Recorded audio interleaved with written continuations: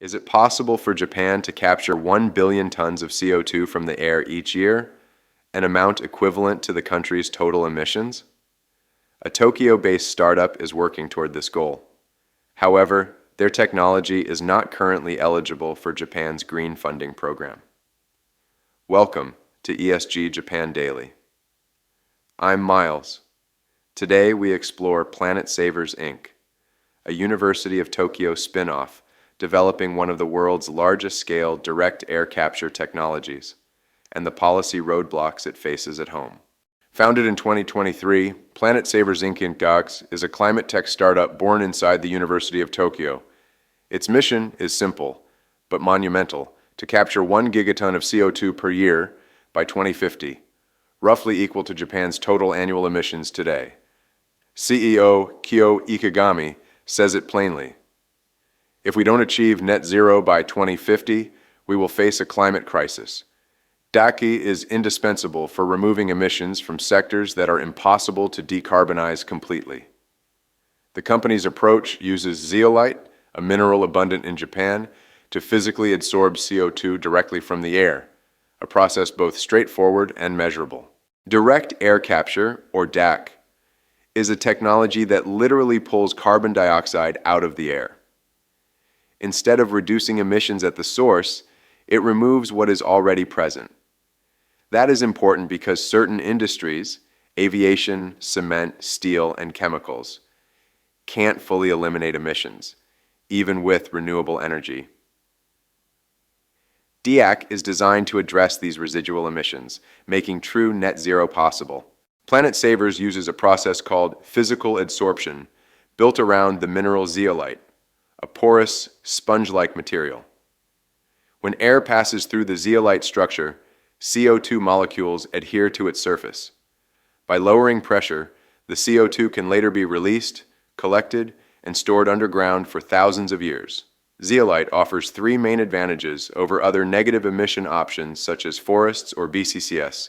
1. Measurability. You can verify exactly how much CO₂ has been captured, eliminating greenwashing. 2. Permanence.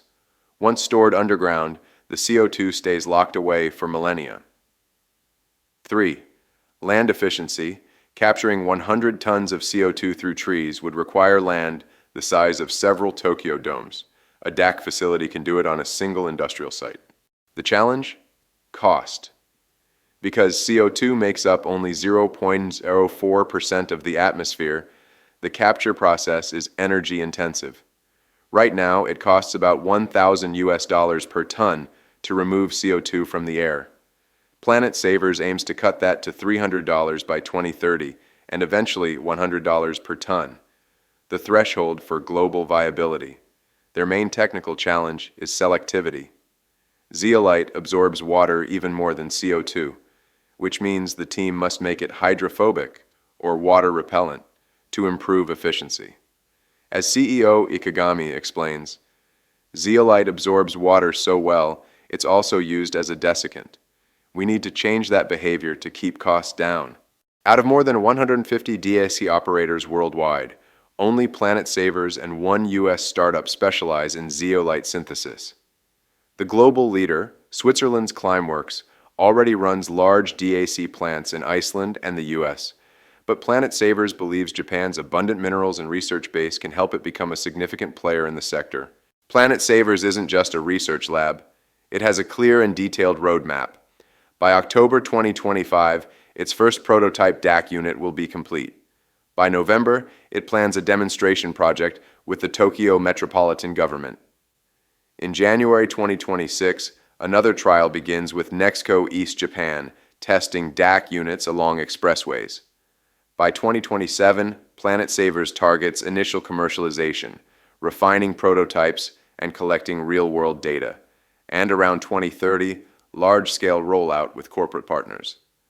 The company is also developing DAC for agricultural applications, such as enriching greenhouse air, a potential way to monetize captured CO₂ before storage. The global DAC market is expected to grow significantly. The IEA estimates the world will need to capture 90 million tons of CO₂ annually by 2030 and nearly 1 billion tons by 2050. Japan's Ministry of Economy, Trade and Industry, MITI, predicts a market worth $12.6 billion by 2030, growing to $245 billion by 2050. CEO Ikegami is thinking even bigger. We want to capture 20 to 30% of the global DAC market and remove 1 gigaton of CO₂ a year. That's the same amount Japan emits today. But here's the problem.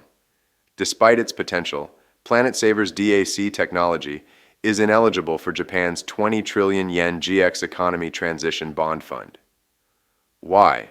Because GX bonds only support projects that reduce energy-derived CO₂ emissions, not technologies that remove CO₂ already in the air. CEO Ikegami calls this exclusion a major wall. As a result, Japan's carbon removal technologies cannot currently access the country's largest green finance pool. MITI says it may reconsider DAC support under other budgets, but for now, funding remains a gap. Ikegami's mission is personal. In 2018, during a pilgrimage in Shikoku, he witnessed the devastating West Japan floods. He wasn't directly affected, but he saw homes swept away and communities stranded. That experience made me feel the reality of climate change, he recalls. Since then, record heat waves and torrential rains have only reinforced his resolve. If our convenient lifestyle collapses because of these disasters, it's our generation's fault. Now is the time to act. We cannot leave this legacy of inaction to the next generation. To follow the latest in carbon removal technologies and ESG news in Japan, consider subscribing to ESG Japan Daily. If you were in Japan's government, how would you support the acceleration of technologies like DAC? A. Expand GX bond eligibility to include DAC. B. Prioritize subsidies for private startups. C. Focus on lowering DAC energy costs. D. Let the global market decide which approach would you choose and why. Share your thoughts in the comments. Thanks for watching ESG Japan Daily. I'm Miles. We bring you the stories at the intersection of innovation, policy, and purpose, where Japan's ESG future is being written today. See you tomorrow.